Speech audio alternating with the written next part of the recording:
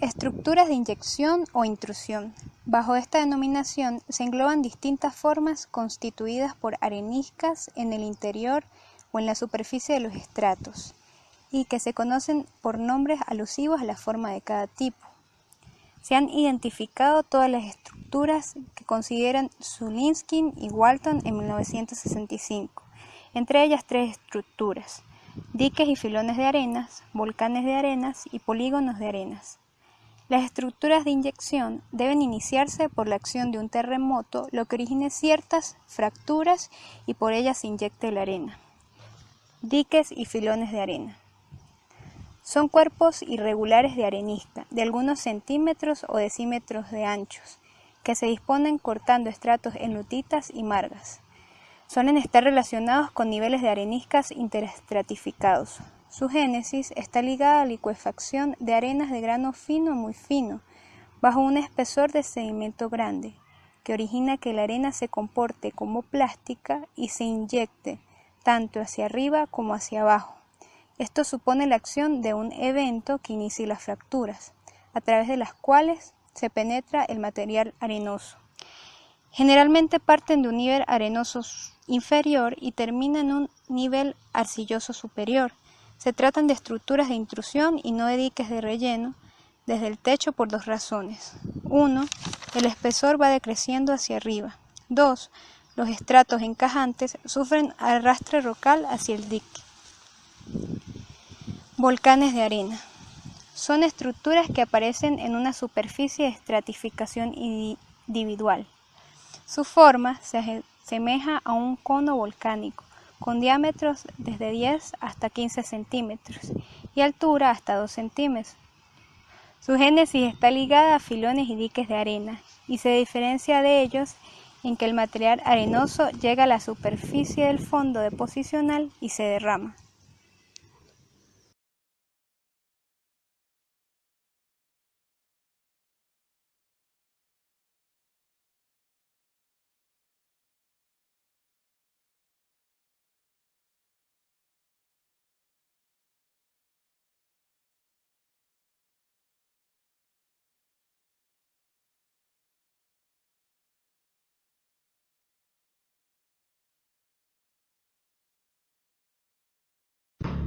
Estructuras de deslizamiento.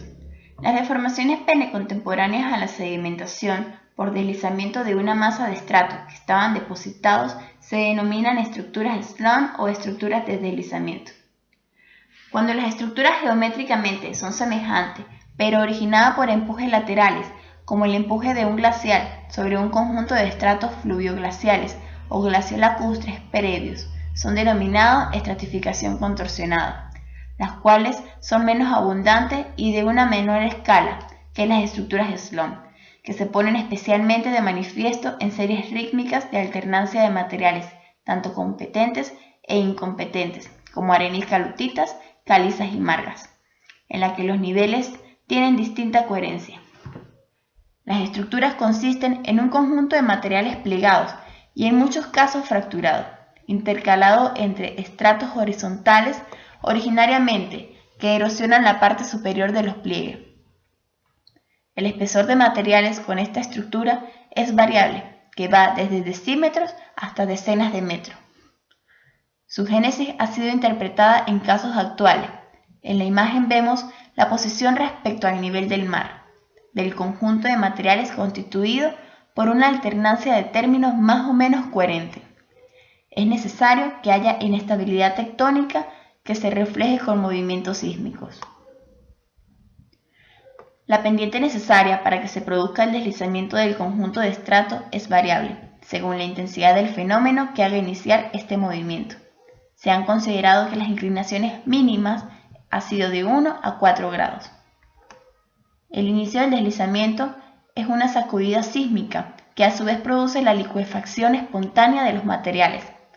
Una vez iniciado el deslizamiento de las capas, tienden a plegarse y fracturarse, como podemos apreciar en la imagen, con geometrías que indican claramente el sentido del deslizamiento y a su vez el de la pendiente. Las capas plegadas y además fracturadas, si dejan de desplazarse, se pueden erosionar en la parte superior y sobre ellos se depositarán un conjunto de estratos horizontales discordantes o más modernos. Si el deslizamiento es más fuerte o más largo, se llega a romper la continuidad de los estratos, de manera que los niveles más duros forman bloques embalados en una matriz constituida por el material menos coherente. La geometría de los bloques puede ser de manera que contenga la forma de los bloques en sectores amplios, o por el contrario, que solo queden bloques formados por estratos retorcidos. Un tipo diferente es aquel que durante el deslizamiento de los materiales hay arranque de material infrayacente que queda embalado formando bloques exóticos de tamaño muy diversos.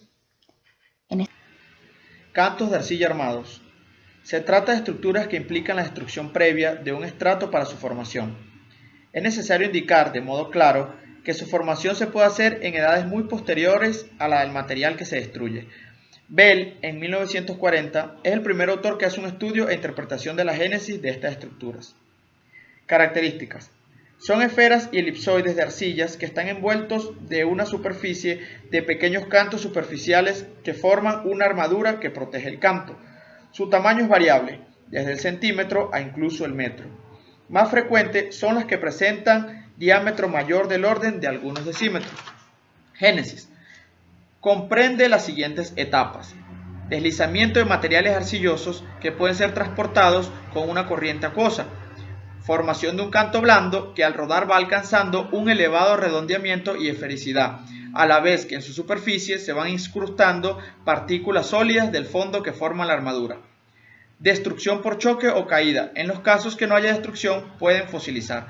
Se forman en diferentes medios sedimentarios, en medios fluviales, en medios costeros y de llanuras de mareas y en medios lacustres someros.